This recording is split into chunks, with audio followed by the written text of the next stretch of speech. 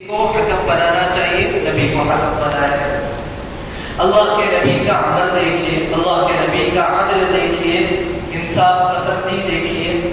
بعثت سے پہلے اللہ کے نبی نبی بننے سے پہلے اللہ کے نبی نے فوراً اپنی چادر بچھائی، اپنے ہاتھ سے اٹھا کر حجر اسود اس پہ رکھا اور ہر قبیلے کے سردار کو دعوت دی کہ آئیے چادر اٹھائیے۔ چادر اٹھائی گئی، کعبۃ اللہ کے پاس لے جایا گیا، اللہ کے نبی نے اپنے ہاتھ سے حجر اسود اس کی جگہ پر رکھا۔ اب اس واقعے کے پہلو دیکھیے، سبق دیکھیے۔ پہلے تو یہ سنیے کہ اللہ کے نبی سماجی طور پر بہت متحرک شخصیت تھی، سوشل لائف بہت متحرک تھی اللہ کے نبی، اور یہ اللہ کے نبی کے ہر امتی کے لیے ضروری ہے کہ وہ اپنی سوشل لائف متحرک رکھے، نہ کہ سوشل میڈیا متحرک رکھے۔ اگر قومی مفاد چاہتے ہیں، اجتماعی طور پر جینا چاہتے ہیں، اپنی شناخت مسلمان کی شناخت باقی رکھنا چاہتے ہیں، اسلام کی شناخت باقی رکھنا چاہتے ہیں، تو قومی مسائل میں شرکت ضروری، اجتماعی مسائل میں حصہ ہونا ضروری۔ مسلمانوں کا ایک بڑا طبقہ سوشل میڈیا کی وجہ سے، سوشل لائف سے بہت زیادہ دور ہے، جو کہ نبی کی تعلیم نہیں، اس کے نقصانات کا آپ اندازہ نہیں کر سکتے۔ سوشل میڈیا کے نقصانات کا ہم اندازہ نہیں کر سکتے، اس سے کتنی بے حسی پیدا ہوتی ہے، کتنی سستی پیدا ہوتی ہے، کتنی غفلت پیدا ہوتی ہے۔ بے حسی کے بارے میں سمجھا دیتا ہوں۔ سوشل میڈیا جو زیادہ استعمال کرتے ہیں، اس پر کوئی خوشی کی یا غمی کی خبر دیکھ لیتے تو ممکن تو نہیں ہوتا کہ ہم بذات خود وہاں پہنچ کے کچھ مدد کر دیں۔ دوسرے ملک کی خبر رہتی، دوسرے ریاست کی خبر رہتی، تو ہم کیا کرتے ہیں؟ ہم یہ کرتے ہیں، کمنٹ کرتے ہیں، ٹویٹ کرتے ہیں، ہم آپ کے غم میں شریک ہیں، ہم آپ کے خوشی میں برابر کے شریک ہیں۔ جب انسان یہ کرتا جاتا ہے، اس کے اندر بے حسی پیدا ہو جاتی ہے۔ جب باہر آ کر دیکھتا ہے سوشل لائف میں اس کے بازو جنازہ اٹھ رہا، اس کے محلے میں کسی کا انتقال ہو گیا، کوئی محلے میں کسی کے یہاں خوشی کا موقع ہے، تو جب بھی کیا کرے گا؟ وہ کمنٹ کرے گا۔ وہ بذات خود نہ جنازے میں شریک ہوگا، نہ ان کے گھر جا کر دلاسا دینے کی کوشش کرے گا، نہ ان کے گھر پہ کھانا بھیجے گا، بلکہ وہ جب بھی کمنٹ کرے گا کہ ہم آپ کے غم میں برابر کے شریک ہیں۔ جب بازو کسی مسلمان کو ماننے کے لیے کوئی آئے گا تو ہم جب بھی کمنٹ کریں گے ہم آپ کے غم میں برابر کے شریک ہیں۔ پھر جب مسجد کی باری آئے گی، جب بھی انسان مسلمان بے حسی سے کمنٹ کرے گا کہ ہم اس موقع پر پرزور اپیل کرتے ہیں کہ اس طرح کے واقعات کو روکا جائے، تو یہ سمجھتا ہے جو بھی میرا میدان ہے یہی سوشل میڈیا کا میدان۔ پھر اللہ کے نبی کے طرز عمل کو دیکھیے، سماجی طور پر انتہائی متحرک۔ بعثت سے پہلے حلف الفضول، قبائل قریش کے 3 بڑے قبیلے ایک جگہ جمع ہوئے اور انہوں نے حلف اٹھایا کہ ہم ہر مظلوم کی مدد کریں گے، ہر حقدار کو اس کا حق پہنچا کر رہیں گے۔ اس حلف اٹھانے میں، قسم اٹھانے میں نبی بھی وہاں پر شریک ہے، کبھی نبی نہیں بنے، تو سماجی طور پر متحرک۔ پھر نبی کا طرز عدل، نبی کی انصاف پسندی دیکھیے۔ نبی اس موقع پر یہ بھی کہہ سکتے تھے کہ بھئی جھگڑا ہو رہا حجر اسود کو اٹھانے کا، رکھنے کا، اور نبی کو حکم بنایا گیا، یہ طے کیا گیا جو نبی کہہ لیں اسی پر عمل کیا جائے گا۔ نبی اس موقع پر یہ کہہ سکتے تھے کہ ہمارا جو بنی ہاشم قبیلہ ہے، اس نے زمزم کا کنواں جو گم ہو گیا تھا، ختم ہو گیا تھا، اس نے پھر سے کھودا۔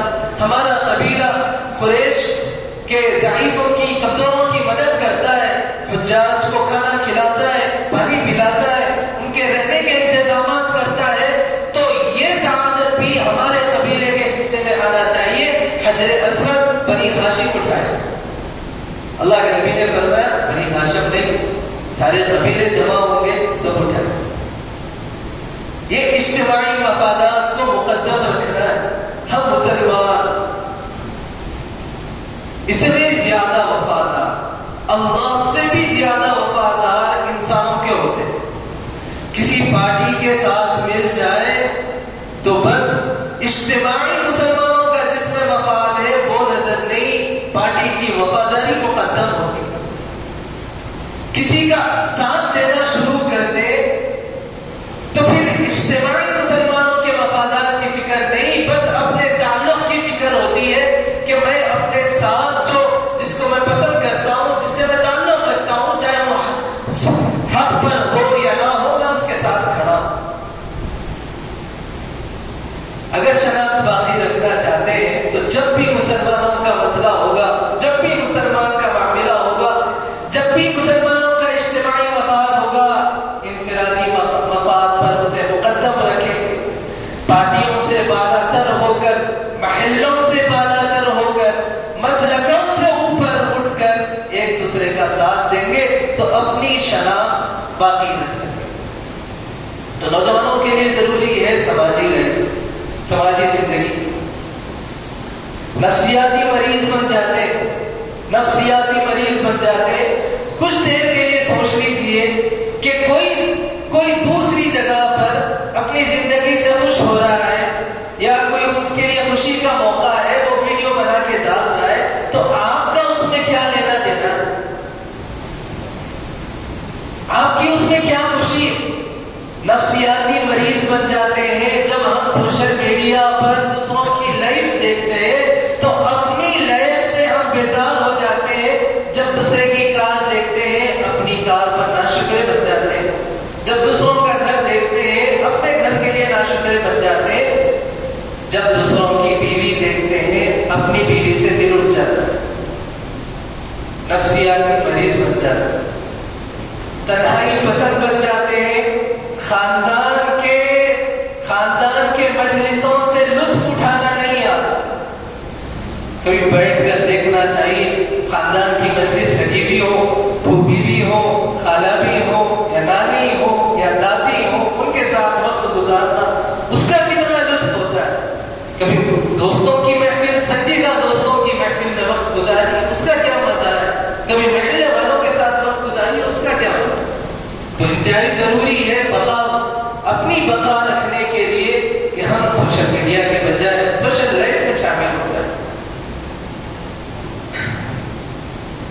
نبی کی زندگی، اگر ہم وہ چیز دیکھنا چاہتے ہیں نبی کی زندگی میں جو ہمارے لیے ضروری، تو ہمیں دیکھنا ہے کہ نبی نے غیر مسلموں کے ساتھ کیسے زندگی گزاری.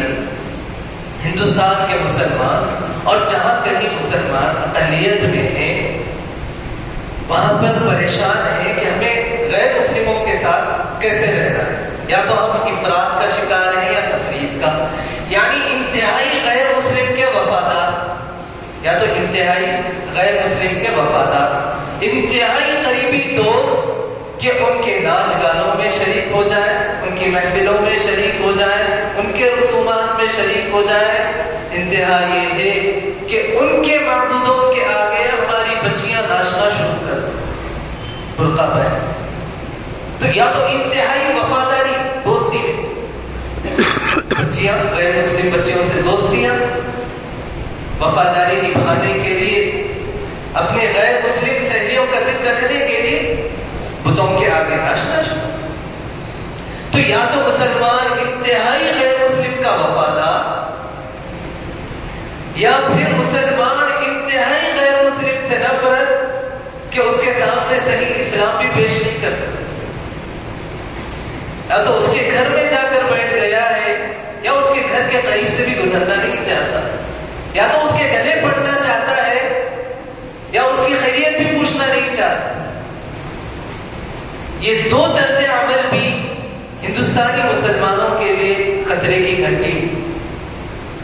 دو طرز عمل بھی، وفادار بھی بن جانا یا پھر صورت بھی دیکھنا نہیں چاہنا، دو بھی خطرے کی گھنٹی. وفادار بننا غلام بن جائے گا. اور اگر صورت بھی دیکھنا نہیں چاہتے آپ غیر مسلم کی تو پھر ان کی نفرت برداشت کرنے کے لیے تیار ہو جائے، جانی مالی نقصان اٹھانے کے لیے تیار ہو جائیے. نفرت بھری ہوئی ہے، وہ نفرت کا اظہار کرنا چاہتے ہیں، اس کے لیے ہمارا مان نشانہ بنے گا، ہماری جان، ہماری عبادت گاہیں، ہمارا اسلام، ہماری نماز، ہماری اذان. تو دو طرز عمل بھی مسلمانوں کے لیے خطرے کی گھنٹی ہے. گزارنا کیسے؟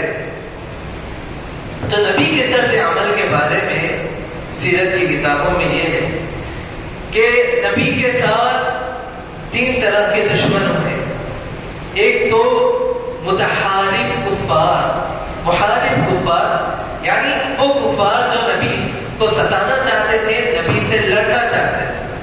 وہ کفار جو ہمیشہ مکی دور میں 13 سال تک نبی کو ستاتے رہے، 13 سال تک اذیت دیتے رہے.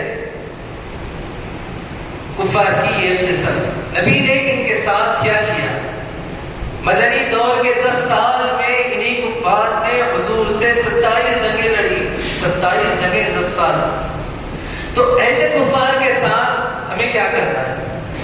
ایسے کفار کے ساتھ جب ہم اقلیت میں ہیں، جب ہمارا نقصان ہونا یقینی ہے، جب ہمیں فتح کی کوئی امید نہیں، جب ہم تیار نہیں، جو دشمن ہم سے لڑنا چاہتا ہے لڑائی کے لیے ہم تیار نہیں، تو ایسے موقع پر حکم ہے کفو ایدیکم، اپنے ہاتھوں کو روکے رکھیے، اپنے ہاتھوں کو روکے رکھیے. فاصبروا، صبر کیجیے، صبر کی انتہا کر دی.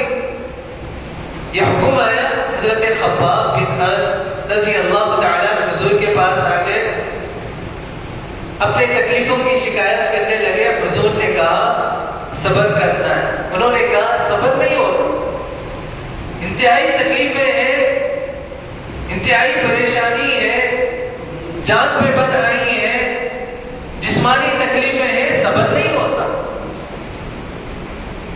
میرا مالک مجھے گرم گرم کوئلوں پہ لٹا دیتا ہے، میری چربی سے وہ کوئلے کشتے، صبر نہیں ہوتا. اللہ کے نبی نے کہا فاصبروا، تمہیں صبر کرنا ہے.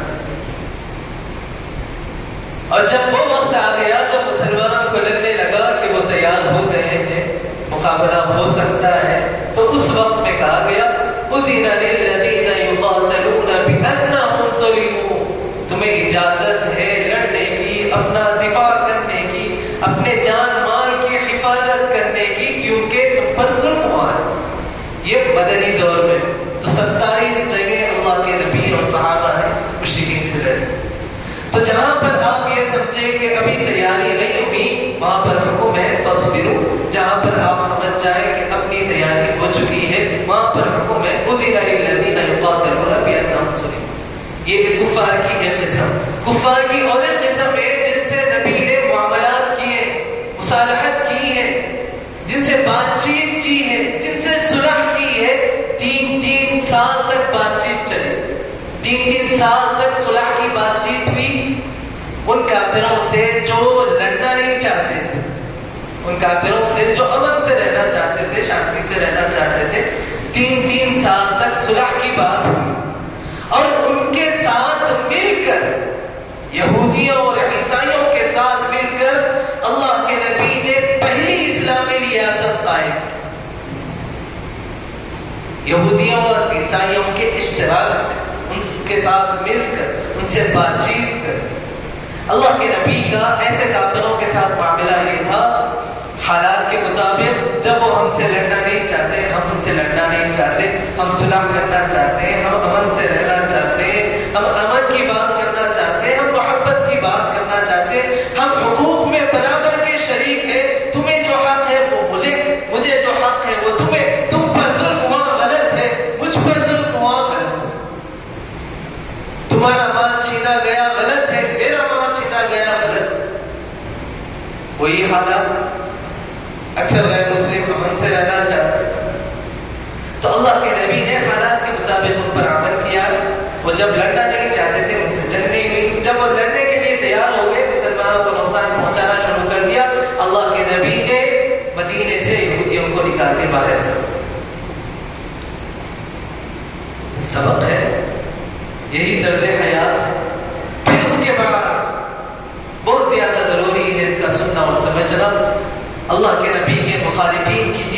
جماعت تھی منافقین، جو کلمہ تو انہوں نے پڑھا تھا اللہ کے نبی کا، اسلام کا کلمہ تو پڑھا تھا، لیکن اندر سے کافر تھے، اسلام کو نقصان پہنچانا تھا۔ قرآن کریم میں حکم ہے یا ایھا النبی جاہد الکفار والمنافقین واغلظ علیہم، اے نبی جی آپ کو کفار سے بھی لڑنا ہے اور منافقین سے بھی لڑنا ہے۔ لیکن اس آیت کی تفسیر میں تھا وہی وضاحت، جو کفار آپ سے لڑنا چاہتے لڑے، منافقین کے خلاف تلوار نہیں، گھر کے بھیدی کے خلاف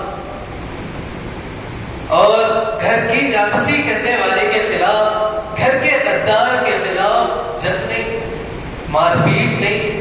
ان کے لیے حکمت عملی تھی اللہ کے نبی کے یہاں۔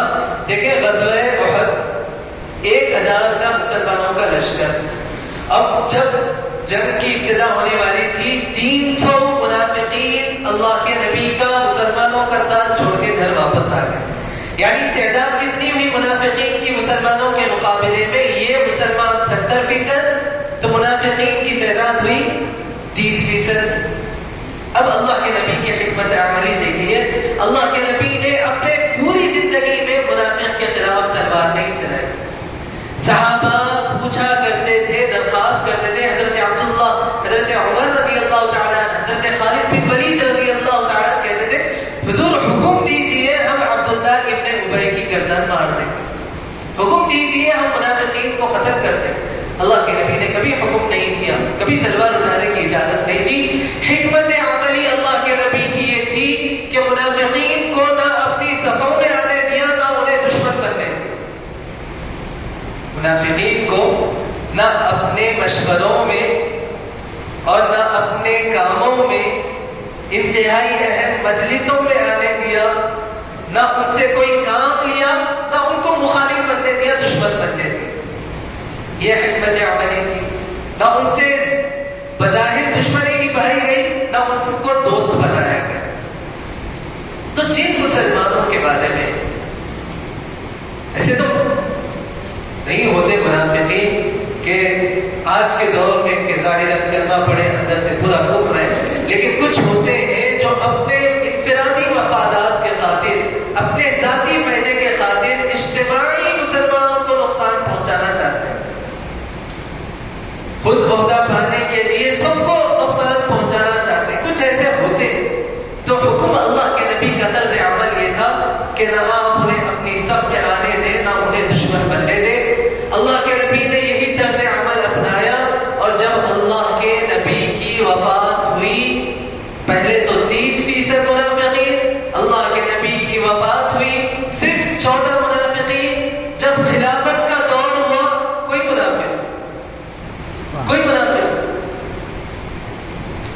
کسی منافق کے بارے میں خلافت کے دور میں کوئی واقعہ نہیں آتا۔ یہ طرز عمل ہے تو نبی کا ایک ایک عمل ہمارے لیے دستور حیات ہے، آخر ترین نمونہ، اور اسی پر چل کر ہم اللہ کو بھی راضی کر سکتے ہیں، اسی پر چل کر ہم اسلام کی صحیح پیروی کر سکتے ہیں۔ اللہ کے نبی سے محبت ہے، محبت کے دعوے ہیں، لیکن صحابہ نے ثبوت بھی پیش کیے تھے، جتنا کہا اتنا کر کے بھی دکھایا۔ ہم سے بھی یہی تقاضا ہے کہ جتنا ہم کہتے ہیں اتنا ہم کر کے بھی دکھائیں، اور جو اللہ کے نبی نے کہا ہے وہی کر کے دکھائیں۔ یہ جاننا ضروری ہے۔ محبت ہے، آپ کسی کو ڈاؤٹ نہیں، ہر مسلمان کے دل میں نبی کی محبت، لیکن غلطی یہاں پر ہوتی ہے کہ محبت میں کوئی وہی کام کرتے ہیں جو اللہ کے نبی بتلاتے ہیں، اور کوئی وہ کام کرتے ہیں جس سے اللہ کے نبی نے روکا ہے۔ دونوں کام بھی کس میں ہو رہے ہیں؟ محبت میں ہو رہے ہیں، لیکن بعض لوگ وہ کام کرتے ہیں جس سے اللہ کے نبی خوش ہوتے ہیں، اور بعض لوگ وہ کام کرتے ہیں جس سے اللہ کے نبی ناراض ہو جائے، لیکن محبت میں کام ہوتا ہے۔ تو ہمیں وہ کام کرنا ہے جو اللہ کے نبی نے ہمیں بتلایا ہے۔ چھوٹی سی مثال، اللہ کے چھوٹی سی مثال کہ استاد جب اپنے شاگرد کو سبق دیتا ہے، کچھ کام کرنے کے لیے کہتا ہے، شاگرد جو ہے استاد کا بڑا فرما بردار، بڑا استاذ کی بات ماننے والا، لیکن اس کے ذہن میں آیا کہ میں استاذ کو خوش کر دوں، مطمئن نہیں، خوش کر دوں گا۔ اب اس نے یہ کیا کہ دوسرے دن سارے اسکول میں لائٹیں لگا دی، پھول بچھا دی، باجے والوں کو بلا لیا، ڈی جے لگا دیا، پھول بچھا دی، اور استاد جیسے ہی اسکول میں قدم رکھے باجا شروع، ڈی جے شروع، اور پکارا شروع، نعرے شروع۔ استاد کو انتہائی احترام کے ساتھ درجے میں لایا گیا، کلاس میں لایا گیا۔ استاد نے پوچھا یہ سارا کام دھام کس لیے؟ تو شاگرد نے کہا استاد میں تو آپ کو خوش کرنا چاہتا تھا۔ استاد پوچھے گا میں خوش سبق سے ہوتا ہوں، سبق کر کے جائے، ہوم ورک لکھ کے جائے۔ تو وہ کہنے لگا کہ ہوم ورک تو نہیں کیا لیکن آپ کو میں خوش کرنا چاہتا ہوں، یہ میری محبت ہے، میں آپ کو خوش کرنا چاہتا ہوں۔ ایسے ہی ہمارا طرز عمل ہے، خوش کرنا چاہتے ہیں نبی کو، لیکن جانتے نہیں ہیں نبی کیسے خوش ہوتے ہیں۔ اس طریقے سے خوش کرنا چاہتے ہیں جو نبی کو پسند نہیں، اس طریقے سے خوش کرنا چاہتے ہیں جس سے اسلام بدنام ہو سکتا ہے، لوگ اسلام سے دور بھاگ سکتے ہیں، ضعیفوں کی بددعائیں ہو سکتی ہیں، مریضوں کی آہ نکل سکتی ہے، سونے والوں کی نیند خراب ہو سکتی ہے، کام کرنے والوں کے کام میں مسئلے ہو سکتے ہیں، لوگوں کا راستہ بند ہو سکتا ہے۔ اس طریقے پر خوش کرنا چاہتے ہیں، اس طریقے پر استاد کبھی خوش ہونے والے نہیں۔ وہی طریقہ ضروری ہے جو اللہ کے نبی نے ہمیں بتلایا۔ تو ہر چیز کو فالو کرنا اللہ کے نبی کے یہی محبت کی علامت، اللہ کے نبی کی سنتوں کو، اللہ کے نبی کی خوشی کو۔ اللہ کے نبی نے فرمایا جعل قرۃ عینی فی الصلاۃ، میرے آنکھوں کی ٹھنڈک نماز میں رکھی گئی۔ آخر کلام رسول اللہ صلی اللہ علیہ وسلم الصلاۃ الصلاۃ اتقوا فیما ملکت ایمانکم، نبی کریم صلی اللہ علیہ وسلم کی زندگی کا آخر جملہ، آخر جملے کی کیا حیثیت ہوتی ہے ہم جانتے ہیں۔ والدین کی وفات ہو ان کا آخری جملہ کیا اہمیت رکھتا، بیوی کی وفات ہو ان کا آخری جملہ کیا اہمیت رکھتا، بچے ہمارے آنکھوں کے سامنے چلے جائیں وہ آخری خواہش جو کر دے اس کی کیا اہمیت ہوتی ہے۔ اللہ کے نبی کا آخری جملہ تھا نماز نماز، اور اپنے ماتحتوں سے ڈرتے رہو، یعنی اخلاق سے پیش کرو۔ اول ما يحاسب به العبد يوم القيامة الصلاة فإن صلحت صلح سائر عمله وإن فسدت فسد سائر عمله۔ قیامت کے دن سب سے پہلے جس چیز کے بارے میں سوال ہوگا، اللہ کے نبی فرماتے ہیں وہ نماز کے بارے میں ہوگا۔ جس نے نماز صحیح کر لی اس نے اپنے کام صحیح کر لیے، جس نے نماز درست نہیں کی اس کے کام بھی درست نہیں۔ حضرت عمر رضی اللہ تعالی خلافت بہت زیادہ پھیلی، آپ کا خوف ہر جگہ۔ جب خلافت اتنی زیادہ پھیل جاتی ہے، کام بھی بڑھ جاتے ہیں، ٹینشنیں بھی بڑھ جاتی ہیں، ہر چیز کا خیال رکھنا ہوتا ہے۔ چیف منسٹروں کا اجلاس ہوتا ہے تو وہی پوچھتے ہیں کہ کیسا چل رہا ہے، خزانے میں ہے مال باقی ہے نہیں ہے، کچھ پیسے ہونا ہے، مرکزی امداد کی ضرورت ہے نہیں ہے، کیا اسکیمیں چل رہی ہیں، لوگوں کے لیے کیا چل رہا ہے، کیسے قانون بنایا جائے امن کے لیے، یہی باتیں ہوتی ہیں۔ جب حضرت عمر رضی اللہ تعالیٰ اپنے چیف منسٹروں کا اجلاس لیتے، حضرت عمر رضی اللہ تعالیٰ پوچھتے کیا نمازیں پابندی کے ساتھ چل رہی ہیں؟ کیا پوچھتے؟ یہ نہیں پوچھا جاتا تمہاری فوج مضبوط تو ہے نا، امن و امان تو باقی ہے، بیت المال میں مال تو باقی ہے، کوئی پریشانی تو نہیں، مرکزی امداد کی ضرورت ہے، کچھ فوج کی ضرورت ہے، کوئی نیا قانون بنانے کی ضرورت ہے، نئی اسکیم شروع کرے، یہ پوچھا جاتا ہماری نماز صحیح چل رہی ہے کہ نہیں چل رہی، نمازوں کا خیال ہو رہا ہے کہ نہیں ہو رہا۔ کیونکہ جو چیف منسٹر جو گورنر نماز کو درست کر لیتا ہے، حضرت عمر فرماتے وہ سارے کام درست کرے گا ہی۔ جو اللہ کا پابند نہیں ہو سکا وہ عوام کا کیا پابند ہوگا، جو اللہ سے اپنا تعلق باقی نہیں رکھ سکے گا وہ عوام کا کیا فائدہ کر سکتا ہے۔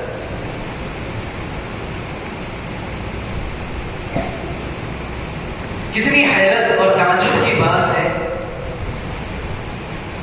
کہ سب کا ماننا ہے، سب کے دلوں میں الحمدللہ یہ موجود ہے کہ اللہ ایک، اللہ طاقتور ہے، اللہ خالق و مالک ہے، اللہ قدرت والے ہیں، سب کے دلوں میں ایک بات، ہر مسلمان کے دل میں۔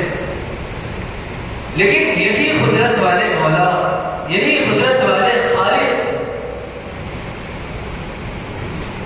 اور یہی طاقت والی ذات جب ہم سے کوئی وعدہ کرنا چاہتی ہم یقین نہیں کرتے۔ آپ دیکھیں دنیا کے اعتبار سے دیکھیں، کونسلر ایم ایل اے کتنے وعدے توڑتے ہیں، پھر جب بات کرتے ہیں یقینی طور پہ آپ دیکھ لیجیے 5 سال تک کام نہیں کرا، لیکن آخری دور میں بھی آگے بولا میں کام کروں گا، امید آ جاتی اب تو پکا ہے، بول دیا میں لکھ لیا، میں کر دیا، میں فون کر دیا، میں 5 سال تک جس کو آزما چکے ہیں ہم، لیکن جب بھی وہ وعدہ کرتا ہے تھوڑی سی امید دل میں آ جاتی، اب ہو جاتا نہیں اب کر دیتے صاحب، اب الیکشن کا ٹینشن ہے نا، کر دیتے صاحب۔ تو تنقید نہیں ہے، کسی پہ بات سمجھانے کے لیے مثال ہے کہ جب حکمرانوں سے ہماری یہ امید ہے، یہ چھوٹے چھوٹے حکمرانوں سے 5 سال جن کو آزما چکے ہیں، جن کے پاس کوئی طاقت نہیں، جن کے پاس کوئی قدرت نہیں، لیکن وہ ایک جملہ بول دے اور وہ 5 سال میں وہی جملہ 50 بار بولے ہیں، لیکن ہر بار کچھ نہ کچھ امید بن جاتی۔ اللہ قدرت والا، اللہ مالک طاقت والا، اللہ ایک جملہ کہتا ہے، وعدہ کرتا ہے، تو ہم مسلمانوں کو کیا ہو گیا، ہمیں امید اور یقین نہیں۔ اللہ کہتے ہیں حی علی الصلاۃ، اللہ کی طرف سے اعلان ہوتا ہے حی علی الفلاح، کامیابی کی طرف آ جاؤ، ہم کامیاب کر کے دکھائیں گے، ہم کامیابی کی طرف لے جائیں گے، ہم کام بنا کے دکھائیں گے، امید نہیں آتی، وہ یقین پیدا نہیں ہوتا۔ تو حیرت اور تعجب کی بات، تو اپنی زندگی کو درست کرنا ضروری ہے، نبی کے طرز عمل کو اپنانا ضروری ہے، سیرت کا مطالعہ ضروری ہے، بچوں کے لیے اور اہلیہ کے لیے وقت نکالنا ضروری ہے، ان کی تربیت کی کوشش کرنا ضروری ہے۔ کتنی بے حسی کی بات ہے کہ آپ کو ملکوں کی فکر ہے، آپ کو فلسطین کی فکر ہے، آپ کو افغانستان کی فکر ہے، آپ کو مسجد اقصی کی فکر ہے، آپ کو امریکہ کے لوگوں کی فکر ہے، آپ کو یورپ کے لوگوں کی فکر ہے، آپ کو بازو والوں کی فکر ہے، لیکن آپ کو بچے کی فکر نہیں۔ سوشل میڈیا پہ دیکھتے ہیں وہاں بم پھوٹا، اتنے لوگ مارے گئے، افسوس کی بات ہے کیا چل رہا زمانے میں، کتنی دنیا خراب ہوگی، وہاں بدال گر گیا، کتنی بری بات ہے، لوگ کتنے ظالم ہو گئے ہیں، وہاں پر اس نے چوری کر لی وہ بچے نے، کتنی بری بات ہے، کیسا ماحول بن گیا ہے، کوئی محفوظ نہیں ہے، چوری، وہاں پر ایک بچے کی عزت لوٹی گئی ہے، توبہ توبہ، یہ بچے کو تو مار دینا چاہیے، اس کو تو ختم کر دینا چاہیے، سخت سے سخت قانون دینا چاہیے۔ جن بچوں کی فکروں میں ہم اپنے بچوں کو نہیں بھول رہے، یہ اپنے بچوں کو بھول رہے ہیں، ایک بچے ان جیسے بنے، ایک بچے چور بنیں گے، اللہ حفاظت فرمائے، ایک بچے عورتوں کی عزتیں لوٹیں گے، ایک بچے بچیوں کو چھیڑیں گے، یہی بچے ماں باپ کو سبق سکھائیں گے۔ بچپن میں ہم نے بچوں کو سبق نہیں سکھایا، بڑے ہو کر وہ ہم کو سبق سکھائے، وہ ہم کو درس دے، یا تو ہاتھوں کے ذریعے یا باتوں کے ذریعے، لاتوں کے ذریعے، کسی بھی طرح وہ ہمیں سکھا دے سبق۔ تو ساری دنیا کی فکر ہے، غم ہے، خوشی ہے ساری دنیا کی، اپنے بچوں کی فکر نہیں، سیرت سے آگاہ کرانے کی کوئی فکر نہیں، دین ہے، نبی سے آگاہ کرانے کی کوئی فکر نہیں، بچوں کو نبی کے اخلاق کا کوئی واقعہ یاد ہے۔ ہم اپنے بچوں کو دیکھ رہے ہیں، دوسروں کو دیکھنے کی ضرورت، ہمارے بچوں کو کیا نبی کے اخلاق کا کوئی واقعہ یاد ہے؟ ہمارے بچوں کو نبی کی تکلیفوں کا کوئی واقعہ یاد ہے؟ ہمارے بچوں کو اسلام کی پہلی جنگ کے بارے میں کچھ پتا ہے؟ پتا نہیں، کچھ پتا نہیں۔ تو یہ بچے بھی ویسے ہی بنیں گے جن بچوں کے بارے میں ہم سوشل میڈیا پہ پریشان ہو رہے ہیں۔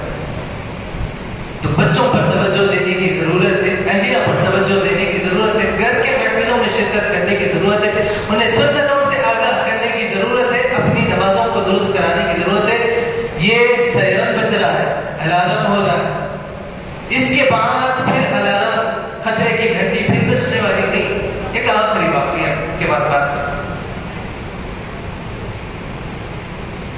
ایک بوڑھا شیخ تھا، عرب کا مالدار آدمی، لیکن پرانی سوچ کا تھا، پرانے ذہن کا تھا۔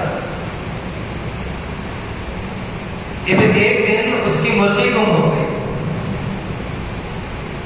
تو اس نے ملازموں کو محلے میں بھگا دیا، جاؤ مرغی تلاش کر کے لے کر۔ ملازم گلی، نالی، موہری، جہاں جہاں مرغی کو تلاش کر سکتے تھے کر لی۔ واپس آ کر بول دی مالک سے کہ مرغی نہیں مل رہی، شاید کسی جانور نے کھا لیا ہوگا۔ بوڑھے شیخ نے کہا جانور نے کھا لیا، ٹھیک ہے، اس کے کچھ باقیات مل جائیں گے، وہ تلاش کر کے لاؤ۔ اس کا پر، ہڈی، خون، منڈی، کچھ تو مل جائے گا، جانور نے کھایا، تمیز سے تو کھاتا ہے، کچھ نہ کچھ تو مل جائے گا۔ ملازموں کو حیرت ہوئی، تعجب ہوا، کیا ہو گیا ہے، اتنے مالدار آدمی ہیں، ایک مرغی کے پیچھے اتنے پریشان، اور مرغی چلے گئی، اب اس کے باقیات کا کیا کرے؟ لیکن مالک کا حکم تھا، ڈھونڈنا تھا، ڈھونڈنے کے لیے نکل گئے، گلی کوچہ ہر جگہ دیکھنی، محلے میں کہیں پر مرغی کے باقیات بھی نہیں ملے۔ آ کر مالک سے کہہ دیا کہ مرغی بھی نہیں، مرغی کے باقیات بھی نہیں۔ تو مالک نے کہا سارے محلے والوں کو دعوت دے دو، آج ہماری طرف سے دعوت ہے، ایک اونٹ صبح کر دیا جائے، دعوت کے انتظام۔ دعوت دے دی گئی، اونٹ صبح کر دیا گیا، کھانا بن گیا، مہمان آ گئے سارے محلے کے، کھانا کھلا دیا گیا۔ کھانا کھلانے کے بعد محلے والوں سے اس بوڑھے شیخ نے کہا قریب آ جائے، کچھ ہم ضروری بات کرنا چاہتے ہیں، ضروری اعلان کرنا چاہتے ہیں۔ سارے لوگ قریب آ گئے، دعوت بھی دیا، مالدار بھی آدمی ہے، ضروری بات تو ہو۔ بوڑھے شیخ نے کہا ہم آپ سب سے درخواست کرتے ہیں کہ آپ مرغی تلاش کرنے میں ہماری مدد کریں۔ کچھ لوگوں کی ہنسی نکل گئی، کچھ لوگوں کو مذاق لگا، کچھ لوگوں کو بوڑھے پر افسوس ہوا، تسلی دی، امید رکھیے انشاءاللہ مل جائے گا۔ بات آئی گئی ہو گئی، سب چلے گئے مہمان۔ کچھ دنوں کے بعد اس بوڑھے شیخ کے پڑوس میں ایک شخص کی بکری گم ہو گئی۔ یہ بوڑھے شیخ کو معلوم ہوا، اس نے اپنے ملازموں کو دوڑا دیا، جائیے بکری تلاش کر کے لائے۔ ملازم آئے، کہا بکری نہیں مل، کسی نے کھا لیا ہوگا۔ تو بوڑھے شیخ نے کہا جائیے بکری کے باقیات تلاش کر کے لائے، پیر، ہڈی، دم، چمڑا۔ ملازموں نے تلاش کیا، واپس آ کر کہہ دیا نہ بکری ہے نہ بکری کے باقیات۔ بوڑھے شیخ نے فوراً ملازموں کو کہا سارے محلے کو دعوت دے دیجیے، آج ہم دعوت کا انتظام کریں۔ ایک اونٹ کاٹ دیا گیا، دعوت دے دی گئی، کھانا کھلا دیا گیا۔ کھانا کھلانے کے بعد بوڑھے شیخ نے کہا قریب آ جائیے، ہم ایک بات کرنا چاہتے ہیں۔ سارے لوگ قریب آ گئے تو بوڑھے شیخ نے کہا آپ لوگوں سے درخواست ہے کہ آپ لوگ مرغی اور بکری تلاش کرنے میں ہماری مدد کریں۔ اب کچھ کو غصہ آ گیا اور کچھ نے بوڑھے شیخ کو منہ پر کہہ دیا بکری اور مرغی تلاش کرنے کے لیے ہمیں اتنی تکلیف دے رہے۔ سب باتیں کرتے ہوئے گھر سے نکل گئے۔ بوڑھے باپ کے، بوڑھے شیخ کے جو بچے تھے ان لوگوں نے بھی مہمان سے معذرت کی کہ ہمارے باپ بوڑھے ہو گئے، سٹیا گئے ہیں، انہیں سمجھ میں نہیں آ رہا کیا کرنا، ایک مرغی اور بکری کے پیچھے 2 اونٹ قربان کر دی، نقصان کر دی۔ سب سے معذرت کر لی گئی، سب گھر کو چلے گئے۔ کچھ دن ایسے ہی گزر گئے۔ پھر کچھ دنوں کے بعد پڑوس کی بچی غائب ہو گئی، لڑکی غائب ہو گئی۔ اب محلے والوں کو جوش آیا، غیرت کی بات تھی، عرب میں لڑکی بڑی غیرت، گھور کے دیکھے تو مارنے تیار ہو جاتے ہیں کسی عورت کو، کسی کی عورت کو۔ بڑے غیرت والے سارے نوجوان گروپ بنا کر نکل گئے کہ لڑکی کو تلاش کیا جائے۔ غیرت پر، عزت پر بات آ گئی۔ آس پاس گاؤں کو بھی پتا چلا کہ لڑکی گم ہو گئی ہے، وہ بھی ڈھونڈنے میں شریک ہو گئی۔ ڈھونڈتے ڈھونڈتے انہیں پتا چلا کہ پاس پہاڑوں پر کچھ ڈاکو کچھ دنوں سے رہ رہے ہیں، شاید وہاں پر انہوں نے اٹھا لیا ہوگا۔ تو اب سارے لوگ ڈاکوؤں سے لڑنے چلے گئے، اچھی خاصی لڑائی ہوئی، کچھ ڈاکو مارے گئے، کچھ محلے والے مارے گئے، اور وہاں سے لڑکی برآمد کر لی گئی، اور مرغی اور بکری کے باقیات بھی وہاں سے مل گئے۔ جب محلے والوں نے مرغی اور بکری کے باقیات وہاں پر مل گئے تو محلے والے سمجھ گئے کہ یہ بوڑھا شیر ہمیں کس چیز سے آگاہ کر رہا، ہمیں کون سی خطرے کی خبر سنا رہا تھا، کس خطرے سے ہمیں خبردار کر رہا تھا، کون سا الارم بجا رہا تھا۔ ان کو بات سمجھ میں آئی۔ اب انہیں افسوس کے سوا کچھ نہیں رہا، وہ سوچنے لگے کاش کہ ہم مرغی پر متحد ہو جاتے، بیدار ہو جاتے، محنت میں لگ جاتے، ایک ہو جاتے، ایک آواز ہو جاتے، تو بات مرغی سے ہٹ کر عزت پر نہیں آتی، بات مرغی اور بکری سے آگے نہیں بڑھتی اگر ہم پہلے ہی آگاہ ہو جاتے۔ اب اس واقعے کے تناظر میں واقعے کے تحت ایک آیت سن لیجیے، وَلَنُذِيقَنَّهُم مِّنَ الْعَذَابِ الْأَدْنَىٰ دُونَ الْعَذَابِ الْأَكْبَرِ لَعَلَّهُمْ يَرْجِعُونَ۔ اللہ تعالیٰ کہہ رہے ہیں وعدہ ہے ہمارا، اللہ کہہ رہے ہیں وعدہ ہے ہمارا یہ، ہم تمہیں ہر بڑے عذاب سے پہلے چھوٹے عذاب کا مزہ چکھائیں، ہم تمہیں ہر بڑے خطرے سے پہلے چھوٹے خطرے تم پر بھیجیں، ہر بڑے نقصان سے پہلے تمہارا چھوٹا نقصان کریں گے، یہ ہمارا وعدہ ہے، تمہیں جگانے کا، تمہیں آگاہ کرنے کا، الارم بجانے کا، سیرن بجانے کا۔ اب اس پر اگر تم متحد ہو گئے، ایک آواز ہو گئے، اللہ سے اپنے تعلقات صحیح کر لیے، نمازوں کی پابندی شروع کر دیے، اسلام کے پابند بن گئے، بچوں کی صحیح تربیت کرنا شروع کر دیے، اور ایک مسلمان ہو گئے تو ہم تمہیں بڑے عذاب سے بچا لیتے ہیں۔ لعلہم یرجعون، ہم ہر بڑے سے پہلے چھوٹا عذاب بھیجتے ہیں تاکہ تم آگاہ ہو جاؤ اور بڑے عذاب سے بچ جاؤ۔ اس وقت سارے ہندوستان میں بھی الارم چل رہا ہے، خطرے کی گھنٹیاں بج رہی ہیں، اور یہی چھوٹے خطرناک چھوٹے نقصان کی گھنٹیاں۔ اب اگر اس پر ہم بیدار نہیں ہوئے، اس پر ہم آگاہ نہیں ہوئے، متحد نہیں ہوئے، عبادتوں کو درست نہیں کیا، معاملات کو درست نہیں کیا، وہی دھوکہ، وہی سود اور وہی بد نظری، وہی بچوں کی تربیت سے لاپرواہی، بچوں کو وہی کالج میں ڈالنا جہاں پر بے حیائی عام ہے، کوئی فکر نہیں کرنا، اپنی نظروں کا پتہ نہیں، ہمیشہ سوشل میڈیا میں مصروف، سماجی کوئی زندگی نہیں۔ اگر ہم ایسے ہی چلتے رہے، ایسے ہی سوتے رہے، تو پھر اللہ اس کے بعد بڑا عذاب بھیجنے والے۔ اب بات جان کی ہے، مال کی ہے، لیکن آگے آنے والی بات اسلام کی ہوگی، ایمان کی ہوگی، ہمارے نسلوں کے ایمان کی ہوگی۔ اگر ہم اب آگاہ نہیں ہوئے، بیدار نہیں ہوئے، ہماری نسلوں سے ایمان چھین لیا جائے گا، اسلام چھین لیا جائے گا۔ نسلوں کی فکر کرنا کتنی اچھی بات ہے، محلہ مثالی، محلے کا ہر فرد مثالی، کیا خوب محلہ ہے، کیا دیندار محلہ ہے، کیا کوششیں ہو رہی ہیں، سبحان اللہ، کیا کوششیں ہو رہی، کیا فکریں ہو رہی۔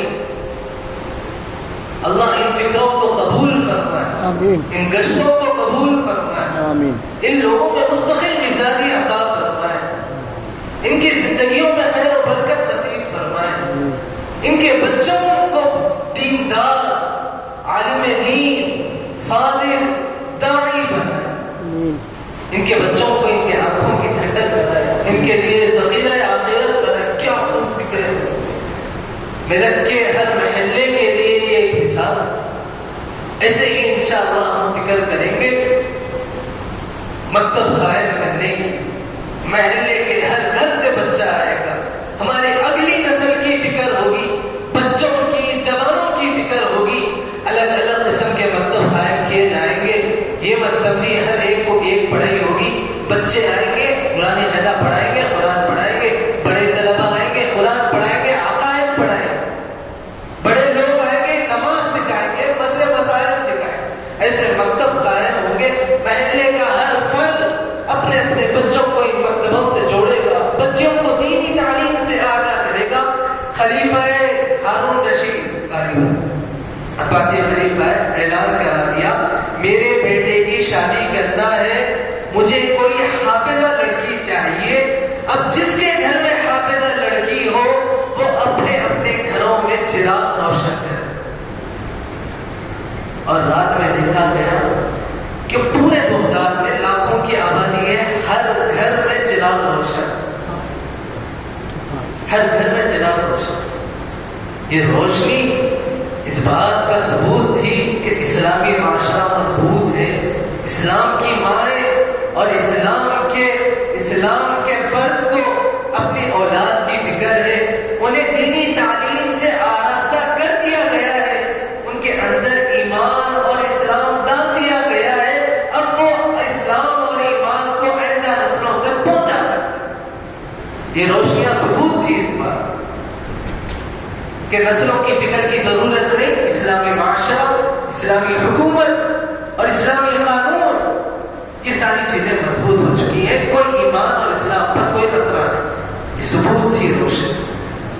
پھر خلیفہ پریشان، کس کو چنا جائے؟ دوسرے دن اعلان کر دیا گیا، حدیث کی ایک کتاب، کہا گیا کہ جس کو حدیث کی پوری کتاب یاد ہو، ابن ماجہ ہے غالباً،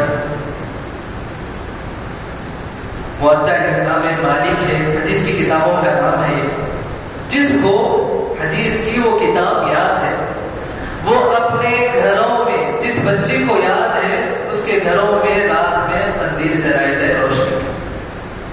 تو دوسرے دن دیکھا گیا کہ آدھے شہر سے زیادہ گھروں میں روشنی جل گئی، حدیث کی کتابیں یاد۔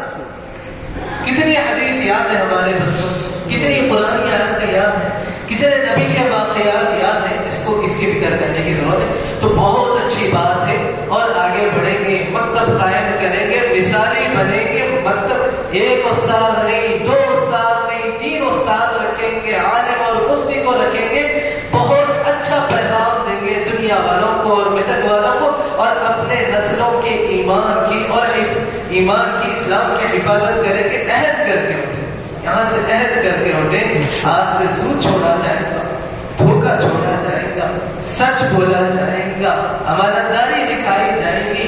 دیکھیں آخری بات ضروری ہے، اس میں میں وضاحت کروں، مسلمانوں کا ہندوستان میں سب سے بڑا جرم کیا ہے؟ حالات کیوں ہے؟ سب سے بڑا جرم کیا ہے؟ غلطی کیا ہوئی ہے؟ غلطی یہ ہوئی کہ نبی کی سیرت اور نبی صحابہ کی سیرت کو ہم نے دیکھا نہیں کہ ان لوگوں نے کیسے دین کی دعوت کو غیروں کے سامنے پیش کیا۔ ہم نے دین کی دعوت غیروں کے سامنے پیش نہیں کیا، ہم دین کے ٹھیکیدار بن گئے، یعنی یہ بس دین ہمارا ہے، کسی اور کو ضرورت نہیں، دین کے چوکیدار بننا ہے، دین کے داعی بننا ہے، ہم دین کے ٹھیکیدار بن گئے کہ دین ہے تو بس ہمارے لیے ہے۔ تو سب سے بڑا جرم ہے یہ ہم مسلمانوں کا کہ ہم دین کی دعوت صحیح انداز میں پیش کریں، اور یاد رکھیں دین کی دعوت پیش کرنے کے لیے غیر مسلم کے سامنے ضرورت نہیں ہے کہ آپ کو قرآنی دلائل یاد ہو، بہت ساری احادیث یاد ہو، اسلامی دلائل یاد ہو، یہ ضروری نہیں، بس اتنا ضروری ہے غیر مسلم کے سامنے دین پیش کرنے کے لیے جتنا علم آپ کے پاس ہے دین کا اس پر عمل شروع ہو جائے، جتنا بھی دین۔ اللہ کے نبی کی تعلیم میں مسکرانا ہے، ہر ایک سے ملاقات کرتے مسکرائیے،